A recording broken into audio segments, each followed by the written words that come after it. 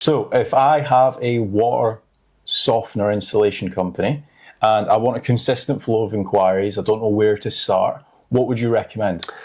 I think the two major plays for this is SEO. Yeah.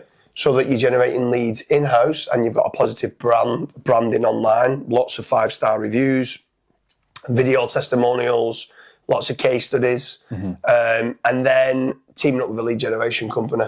So if I could team up with, let's say, at fatrank.com, they do a lot of leads for water softener kind of installations throughout the UK. It's actually an upward trending kind of industry and sector. So they do generate quite a lot of leads. So if you are a business owner that installs the water softeners, that's both in commercial but also in residential homes, then go over to fatrank.com and see whether you qualify for the lead generation. The reason why you need to qualify at FatRank is because it's a pay on performance setup, which makes it an absolute no-brainer for business owners because they only pay out of the profits.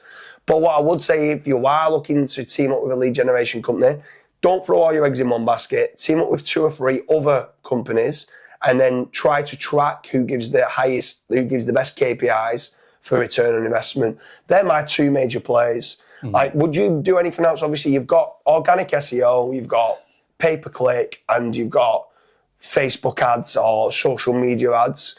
Personally, I wouldn't really get too involved in any of those 3 strategies, but is there anything on there that you'd say, do you know what, I probably would, let's say, for... No, I think it's probably also important as to why we're saying, no, it's not that important. So with Facebook, social, so like just the free Facebook, like uploading to Facebook and Instagram, like images and stuff, by all means do it. Because again, if somebody's like looking at your company and then they see that you're active or somewhat active on Facebook and Instagram, it might just be that one tick box where they might either go with you or might not go with you and ending up going with a competitor. So if you've got some images, just upload maybe one or 2 images every few days or every week or so through to your social profiles. Facebook ads I probably wouldn't do because it's one of those industries where you either need it or you don't. So if you do end up needing that type of service, you're most likely just going to search on Google.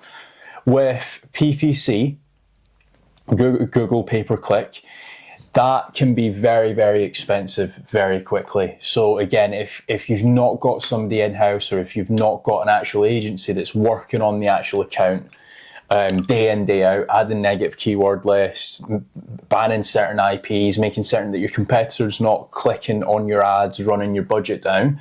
Again, if you're not doing any of that and you're trying to do it on the side yourself, that can, again, add up very quickly and you can burn a lot of money. Yeah, I mean, I'd say the one thing that you potentially could be, when you was talking then, is one play that you maybe could do on social media or even on social media ads is the benefits of a water softener. Yeah.